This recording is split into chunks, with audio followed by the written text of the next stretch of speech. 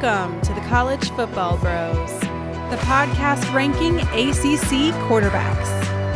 And now, here are your hosts, Michael, Ryan, and Trey Newman.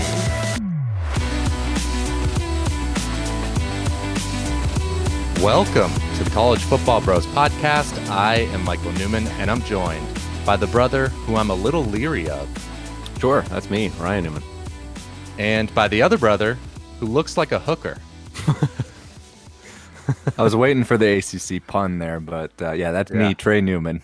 All right, this week we're going to be releasing 5 episodes, and in each one we're going to rank the quarterbacks in a different Power 5 conference.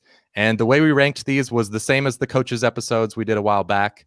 All 3 of us individually did our own research, submitted our ballots, and then we just kind of averaged them together to get a final list. So definitely a lot of work was put in by all 3 of us, a lot of research. So we'd appreciate it if you would, follow us on Twitter, retweet the episodes. That's at CFB Bros. Subscribe on YouTube. Give our videos a thumbs up. Really appreciate any support that you can give us. But let's get into the ACC rankings. So Trey, who is the unlucky number 14?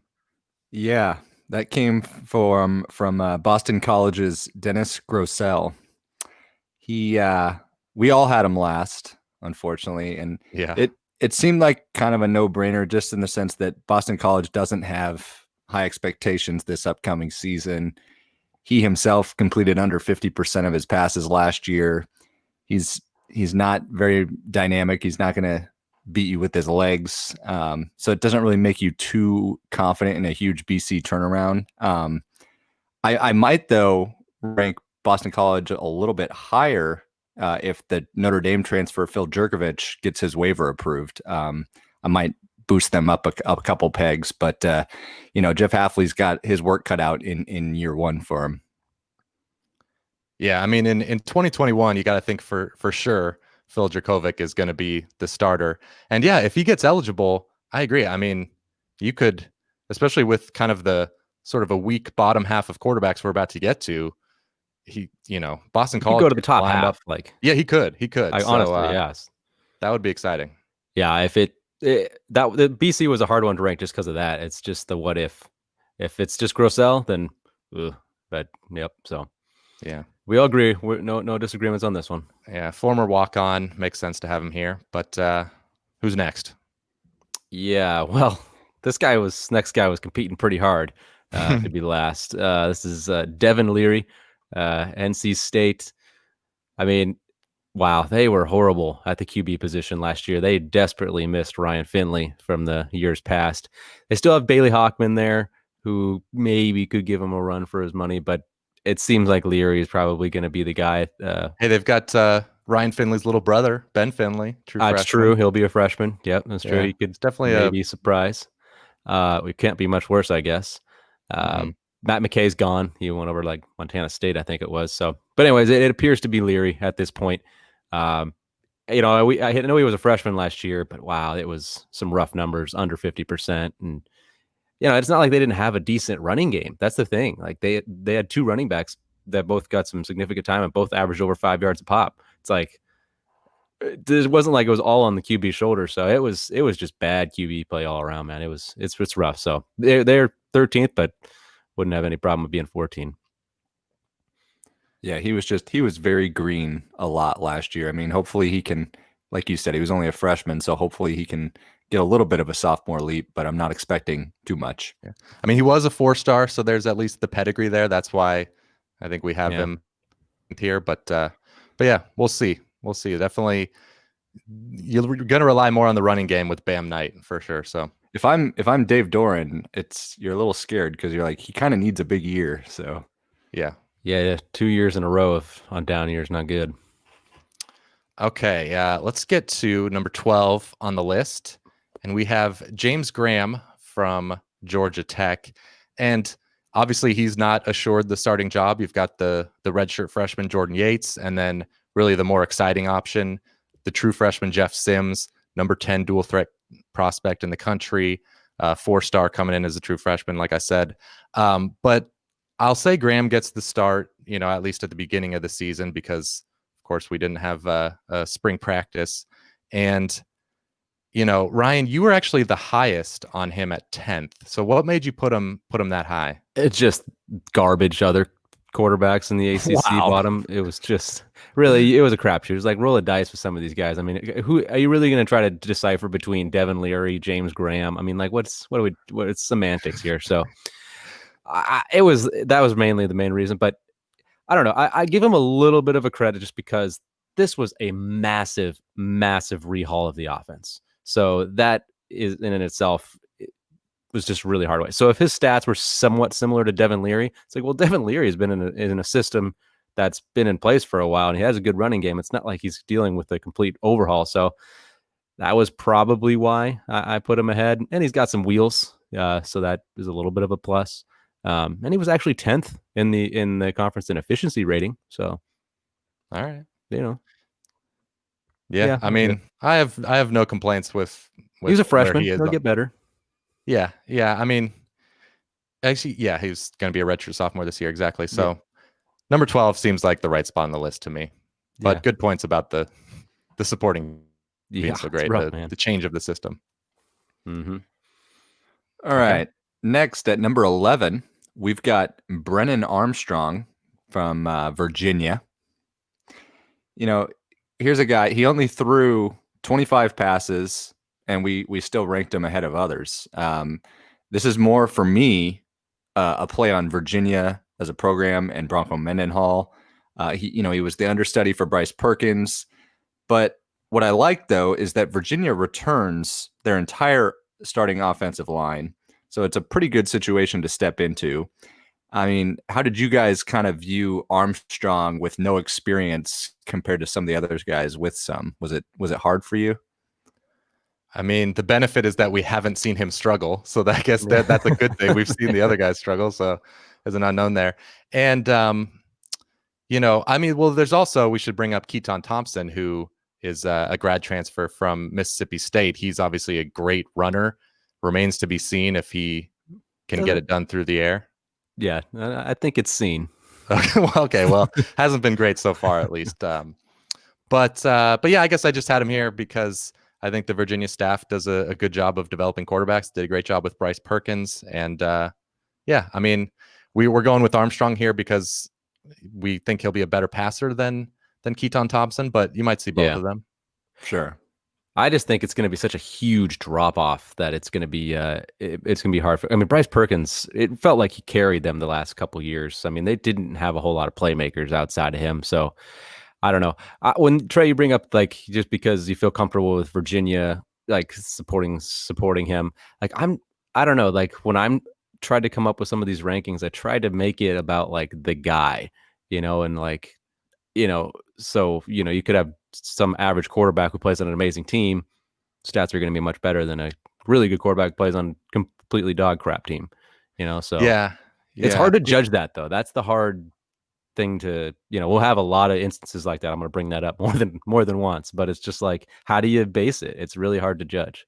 And honestly, like for me, I like to say I'm trying to contextualize it and just totally ignore the system they're in, but it's impossible to not let it factor in because it is. Like Spencer Rattler at Oklahoma.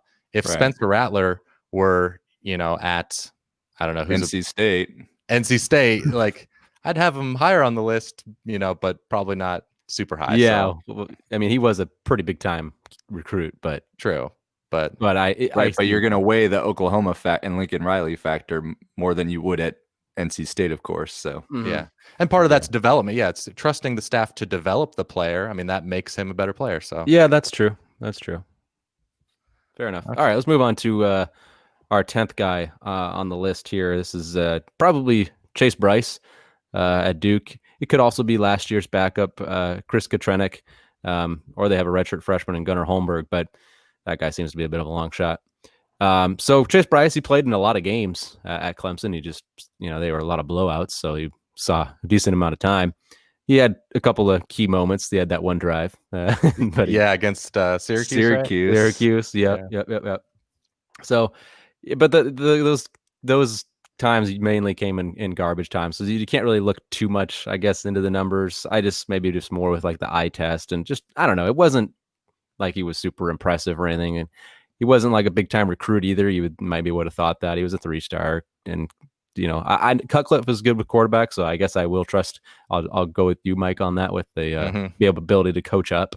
But there's not much time to coach him up. I mean, he's just got there not that long ago, and no spring, and so it's going to be tough for him to only have a handful of practices before he's being counted on with the new team. So I had him at 11th, which is one spot lower than our group, but it's just I'm not confident in him. Yeah, I think the failure of Hunter Johnson transferring from Clemson to Northwestern, maybe unfairly, reminds me of that. Even though Hunter Johnson was 5-star quarterback. True. Yeah, he was even higher pedigree for sure. But like you say, he's going into a much better situation than Hunter Johnson. So I think he should be fine. Yeah, I trust Cutcliffe. And the other thing for kind of looking ahead is that what's nice for Duke fans is that Brice could potentially be there for 2 years. It's not just a one and done. He's got 2 years of eligibility remaining. So maybe next year, if he could be a couple pegs higher, if Cutcliffe works some more magic. All right, moving on to number 9 on the list. Seems like he's been there forever. It is Kenny Pickett at Pittsburgh, and he's this of course finally his senior year. And Trey, you were actually the highest on him at 7th. So why don't you make your case for Pickett? This really surprised me because I thought when I made the list of putting him at 7th that was going to be a little harsh. Like I thought you guys might have had him higher. Really? I just feel like nationally he gets a lot more love than from us.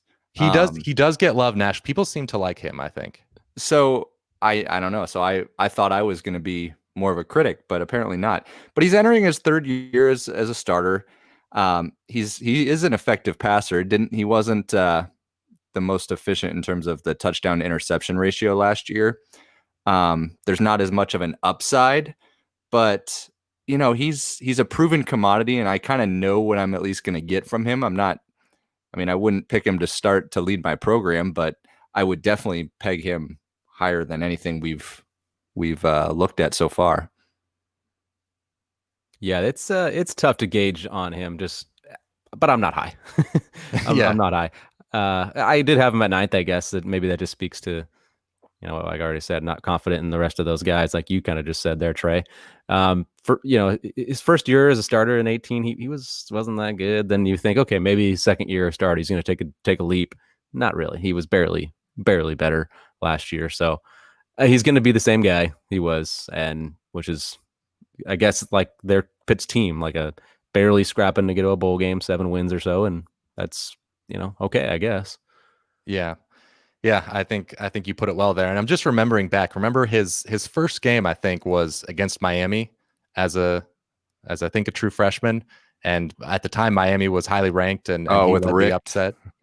So yeah, people thought, I think after that, it was like, whoa, Kenny Pickett going to the next year. People were really high on him. And, he hasn't been terrible, but he just hasn't really taken that next step. Like last year was his best season, probably, and 13 touchdowns, 9 picks, 6.6 yards per attempt. He's just, I don't know. I want to see more. Seen a lot. That's true. Maybe I don't want to see more. I mean, how much more can you get? But I like the defense this year. I know that's not the topic. Yeah. All right. Well, moving on to number 8, Tommy DeVito out of Syracuse.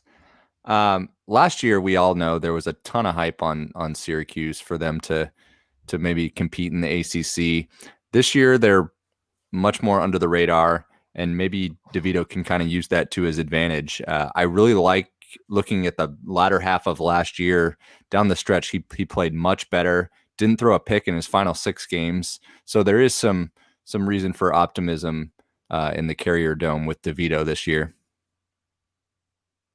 Yeah, he was not as bad as maybe most people would have thought. If you take a look at his numbers, they were actually pretty good. He was 6th in the passing efficiency in the ACC. So maybe 8th overall here is maybe even a little harsh on him. And it was his first year as a starter.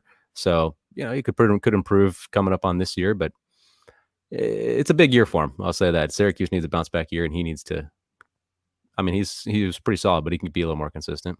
Yeah, and it would help if the offensive line is better in front of him, because that's the other thing, putting his numbers in context, is they're even a little bit more impressive because it was just a terrible offensive line. So obviously him taking a bunch of sacks is partially his fault too. You got to put some of that on the quarterback, but they had O-line problems. Yep. All right, moving on to number 7. No, not yet, Ryan. Before we get to the second half of the list, just a quick word from us, from our Patreon. So just a brief reminder, if you like the show, you want to support us, we have a Patreon at patreon.com/collegefootballbros. If you sign up, you get access to 9 bonus episodes that we've already recorded, with more coming soon. You get access to our Discord chat, which is basically just a texting app with a bunch of us and our patrons that, I don't know, we're just shooting the breeze all day, kind of talking about football and just other random stuff. So good group of people. And then lastly, you get access to our fantasy college football leagues that will be starting for the 2020 season. So $5 a month. We'd really appreciate it if you're able to support us. If not, no worries. The free content will never go away, ever. Wow. Until the day we die. Oh gosh. Yeah. Okay. Now we can get to number 7. Number 7. All right, cool. Yeah, James Blackman. Did you guys have him? I think we all had him at 7. Might have. Yeah. Anyways, somewhere around there. I might actually have him 6th. I don't remember. Okay. So he's most likely going to be the guy. They do have Jordan Travis. He's maybe the only guy that would have a shot at pushing him. But Blackman's experience, and he's honestly not that bad. He's been pretty solid at times. So I think he's going to be the guy. They do bring in a couple of true freshmen also, but highly Tate Rodemaker, and then the 4-star Chubba Purdy, Brock Purdy's little brother. So they definitely have some guys, but more in the future, you would think, for that. And I just honestly, for Blackman, I just always wonder what he would look like behind like a good offensive line and a consistent group up front, because he's just had so much trouble with that. And even still, he's had put up decent numbers. And last year it was like, okay, boom or bust, kind of, just because they did have some weapons on the outside. Tamion Terry was a pretty good playmaker, but it was just tough going for him the past couple of years. So I don't know. I think he's pretty good. I think he could be, if he was on a really good team, he'd be a very good quarterback. Yeah, I agree. It leaves a bad taste in your mouth that the bowl game against Arizona State, he threw 4 picks and was just terrible. But you're right. Overall, like, his numbers, considering the O-line, are pretty decent. Mm-hmm. And not to mention, he's been dealt a really tough hand in the fact that this year is going to mark his 4th offensive coordinator. Like, that's rough. That's pretty hard when you have no continuity through your college career on top of the offensive line woes. That's tough, and he's managed to kind of keep his head above water. So I hope he has a good senior year. All right, moving on to number 6 on our list, Sam Hartman from Wake Forest, and he's started as a true freshman and had a decent year a couple years ago. Lost his job to Jamie Newman last year, but it was a close quarterback battle. So I think what I expect from him, just based on that, is that he's going to be solid, but probably not quite as good as Jamie Newman. What do you guys think? Yeah, I kind of thought when I was looking at his stats and stuff, I thought his numbers were going to be a little better than they actually ended up being. Yeah. I was like, oh, wait, that's not that good.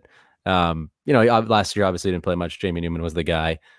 If you go up the year before, what, it was 55% completion percentage, under 7 yards per attempt. I know he's a freshman, but yeah, it just wasn't very good. So I'm not saying he's not good. We have him at 6 because we think he's going to jump, and but I thought going into this he was going to be one of my top 5, just pre going into the rankings, but just outside, I guess. He's I'm more optimistic maybe than you guys. I'm not expecting him to light the world on fire, but he's going to really benefit from having Sage Surratt come back at receiver. Yeah, that good. Should help him. That he was Donovan Green kind of broke out at the end of last year. Yeah, and I trust Dave Clawson. Wake Forest continues to churn out some pretty good offenses, considering all things considered. So between the weapons that he has and Clawson, I'm hoping maybe he could and end the year in our top 5 at the end. Okay. All right, well, let's get to our top 5 for the ACC quarterbacks in 2020. Yeah, and 5. who you named me after in our intro, Hendon Hooker, Virginia Tech's quarterback. I had him 6th, and I ended up being the lowest. I didn't think I'd be the lowest there. I loved the way Hooker guided the Hokies back to success in the latter half of the year. He was kind of that spark that really changed the Hokies' script last season. He's a threat with both his arm and legs, which I like. I mean, I guess the thing for me, in order for him to kind of move up higher on the list, is he just needs to scare the defenses a little bit more with his arm. That's the only kind of weakness in my eyes right now. Yeah, I mean, I don't know. He really only played in 8 games last year. Virginia Tech was they had like 6-2 in those games, and 2-3 without him. So it's clear that he made a big difference. And I mean, his pass, they didn't ask him to pass a ton, but when he did pass, he was efficient. His efficiency was right up there with Sam Howell and Trevor Lawrence as far as efficiency goes. Now, if the volume increases, that's where it gets a little tougher, like you kind of mentioned, Trey. But hopefully he can make a little bit of a leap in that regard. And I mean, I think I'm confident in him. I think he's gonna have a pretty good darn season. Yeah, for me, this point in the list, this top 5 is where my confidence jumps way up. Like, I think all 5 of these guys have a chance to be, potentially be top 10 quarterbacks nationally. Yeah. And I think, I'll just say it here, the first episode of our rankings week, I think this top 5 is the best of any top 5 in all of the conferences. So, bottom of the list was a little. What's that, Ryan? Ryan furrowed his brow a little bit. I don't know, man. That's I think he's got some pretty darn good quarterbacks over there. I was really surprised. SEC. Yeah, I like the ACC's top 5 better. I agree. I think don't forget the teams. Just think about the player, like the actual quarterbacks. I was really surprised at how well the top half of the ACC compares to some of the other conferences. Yeah. Okay. All right. Because I mean, with Hooker, 18 total touchdowns, 2 interceptions. Like you said, the team was a different team with him at quarterback. I'm high on him. Most of the offense coming back. So yeah, I had him. And Michael likes Fuente, so I do like Fuente. Yeah. No, but I'm on board. All right, let's move on to our next guy here. Number 4 for the Bros, Eric King. You still got Tate Martell and N'Kosi Perry there, but I mean, no way. But with the spread offense that Rhett Lashley likes, the offense coordinator, King is going to be the guy. They do have a future 4-star Tyler Van Dyke, who is coming in. Great name, but he, it's Derek King's job. And going back, looking at King's career, 2018, incredibly good year for him. I mean, he just was amazing there at Houston. But some people have given him kind of a pass for last year. I guess it was, only didn't play that much, and Hogo coming in. But I do have to penalize him a little bit for it. He was not good during the times that he played. 52% completion percentage, and just wasn't super efficient. And he did it against OU, Washington State, Prairie View, and Tulsa.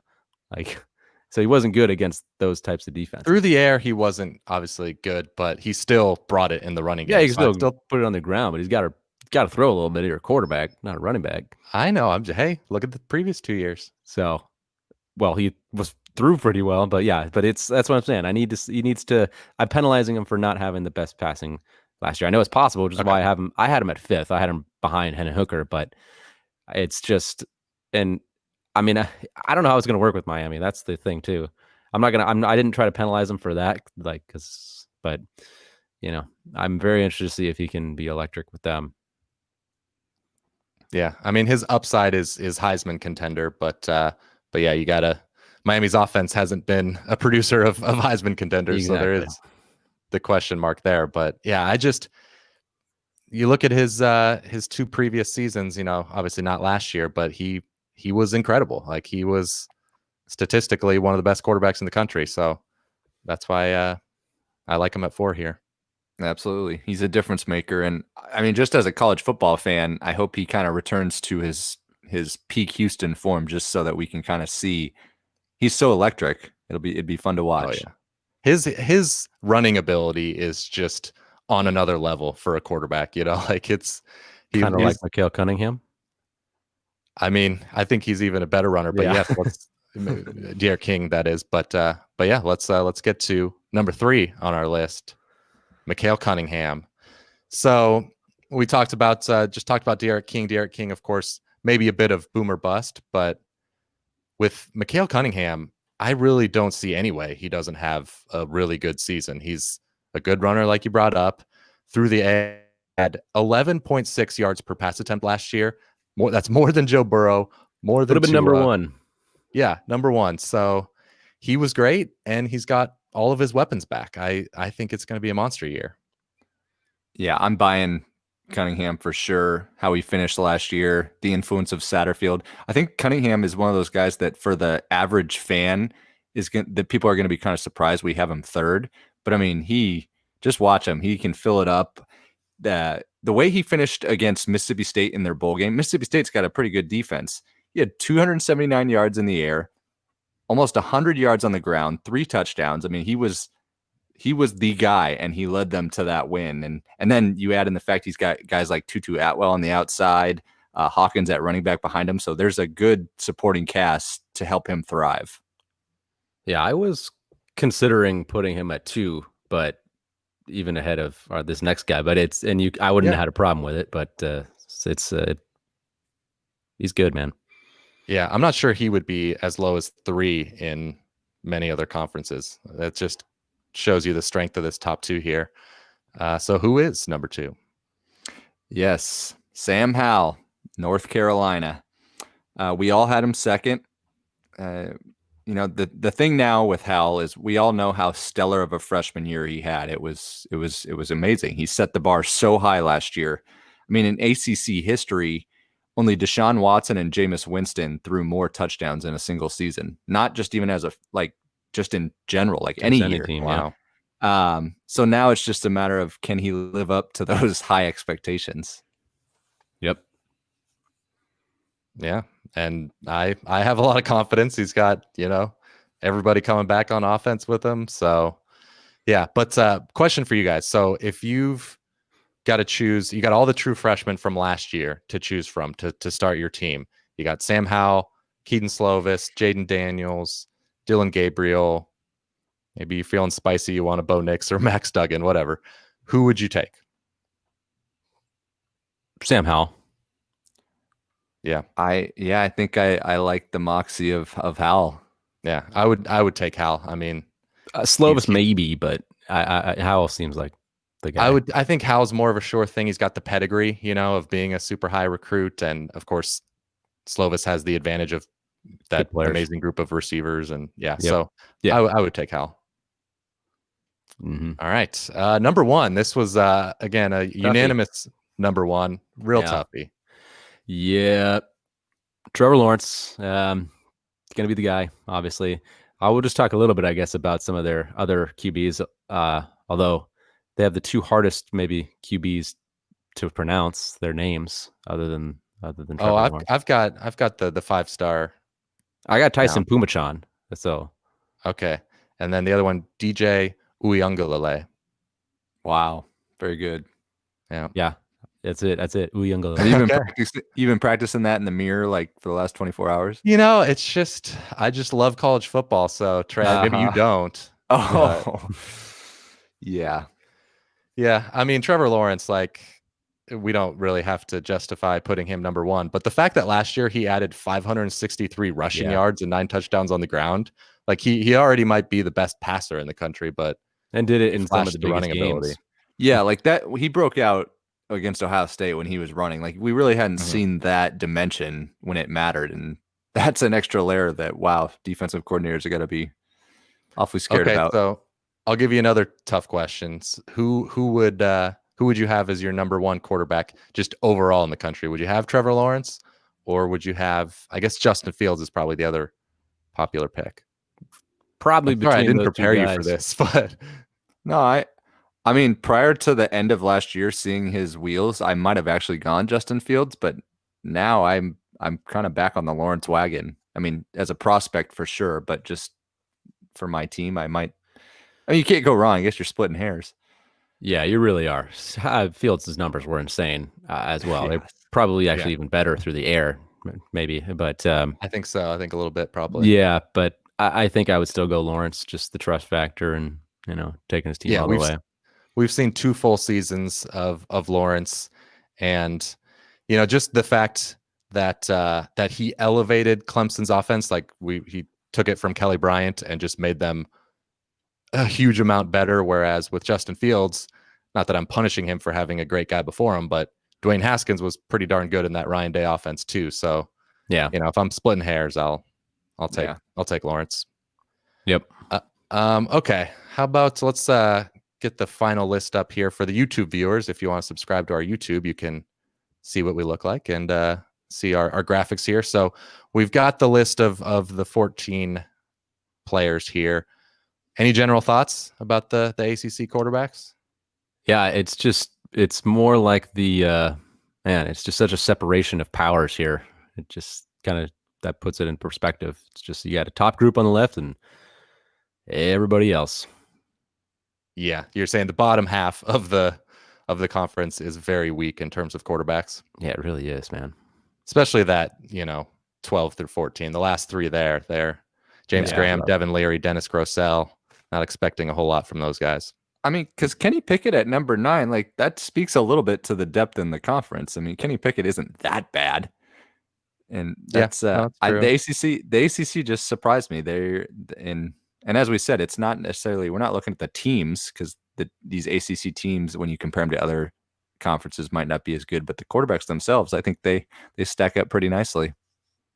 Yeah. Yep, that's my top 5 right there, Ryan. I know you think maybe the SEC's better, but Trevor Lawrence, Sam Howell, Micale Cunningham, De'Aaron King, and Hendon Hooker. That's pretty darn good. I would have to compare it top 5. Look at see it side by side with the SEC. But we'll get to that later, I guess. Get to the SEC. We will. Okay. All right. That'll do it for the ACC quarterback rankings episode. If you'd like access to bonus episodes, once again, sign up for our Patreon, patreon.com/collegefootballbros. And we will talk to you tomorrow when we rank the Big 12 quarterbacks. See ya. You've been listening to the College Football Bros. If you have any questions for the next podcast, email them to collegefootballbros@gmail.com.